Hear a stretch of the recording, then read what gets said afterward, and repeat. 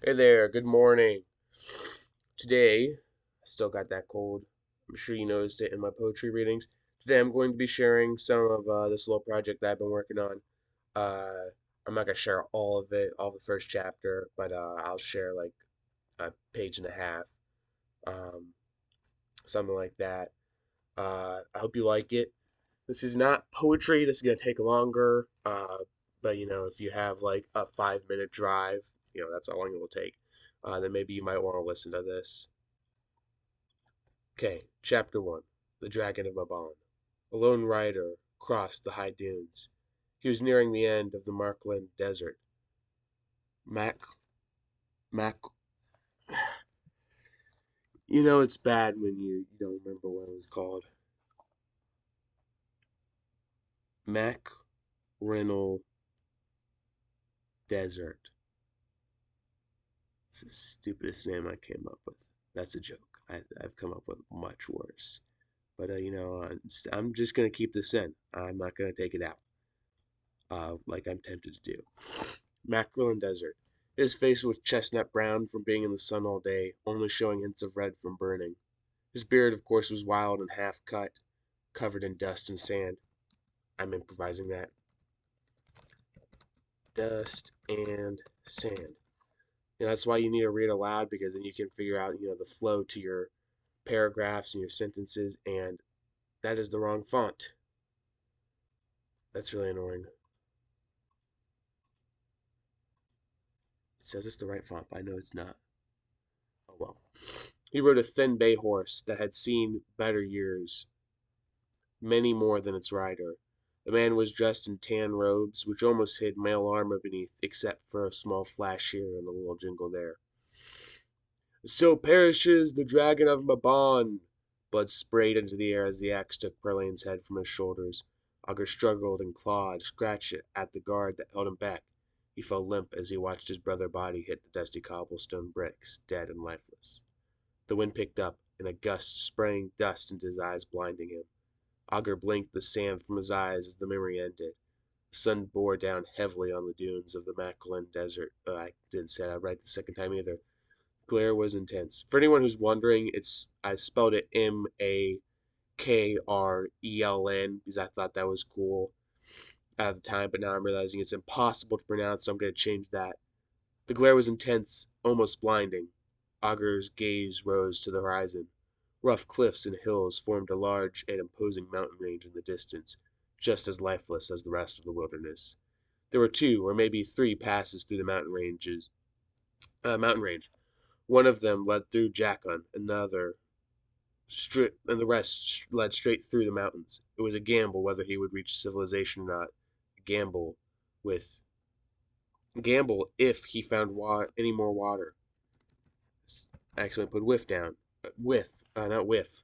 You get a whiff of fresh air. Oop shifted beneath Augur, snorting sand from his nostrils. Augur reached down a hand and gently patted Oop's neck. The poor beast was thirstier than he was. The last spring they had stopped at was 2 days behind them. The waterskins were running dry. Augur spurred Oop forward into a slow walk. The tack jingled lightly as they went. A few hours later the sun was dipping below the horizon. The sky was cast in striking colors of orange and purple, reflected on the desert sands. Augur stopped Oop at the crest of a dune. He dismounted, feet seeking part way in the sand. Augur dug through the pack, pulling free a thick blanket. He lay down flat on the sand. Oop shuddered, laying down as well. That's another editor name. Well, Augur frowned at his horse before patting him. I did poor beast again, but I don't really like how repetitive that sounds to me. Patting him again. Augur pulled some food from his pack, eating it slowly. He sat down against Oop's side.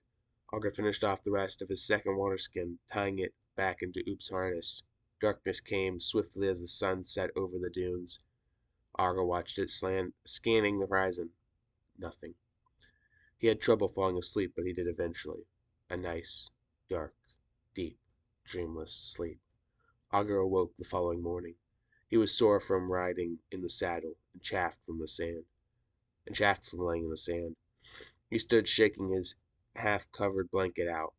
His half-covered blanket. I don't understand why that's there, but shaking his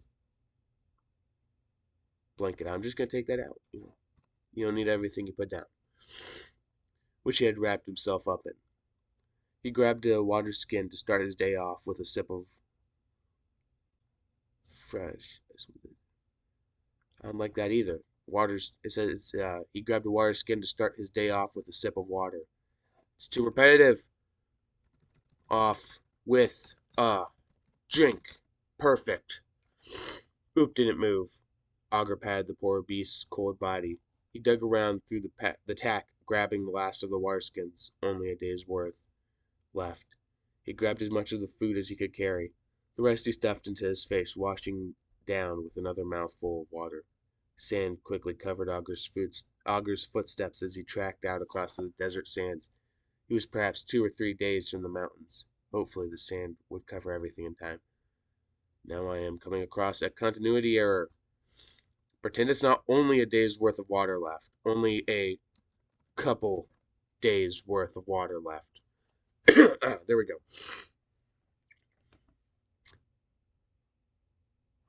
And I said that he was 3 days away, but now he's entering a day and a half. Okay.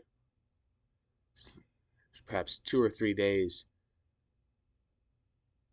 He's guessing that, so it's not that bad. The rest he stuffed into his face, washing down with another mouthful of water. Sand quickly covered Augur's footsteps as he tracked out across the desert sands. He was perhaps 2 or 3 days from the mountains. Hopefully the sand would cover everything in time.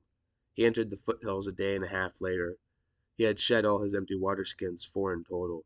He had dumped a few days' worth of food as well. I feel like I could put a little something in there. There were 2 valleys, one large and wide, and the other narrow.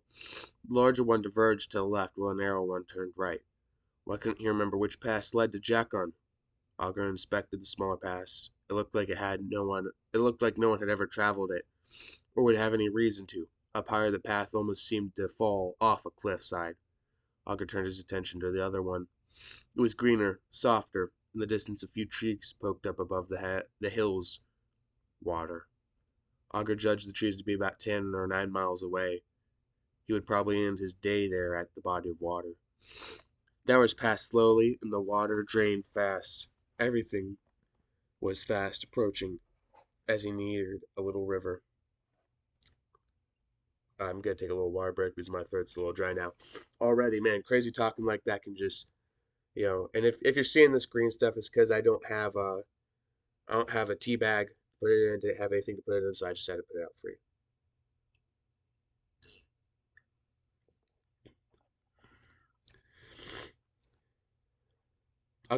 Augur judged the trees to be about 10 or 9 miles away. He would probably end his day there at the body of water. The hours passed slowly and the water drained fast. Everything was fast approaching as he neared the little river. Tired and exhausted, he kneeled in the sand, drinking deeply. After he took his fill, he quickly refilled his last 2 water skins.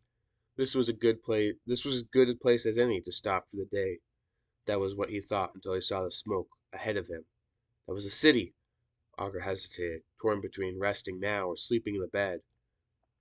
Warm and comforting. Should I add that in there? I don't know.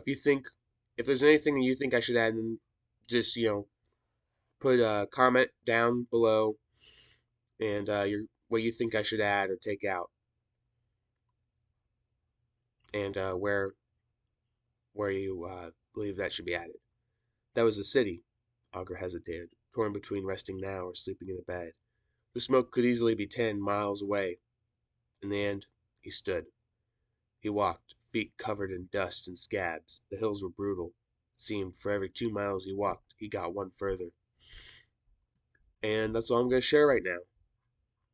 Thank you for listening through this 9-minute video. And, drop a comment down below. Tell me whether you like the shorter videos or the longer videos. And God bless.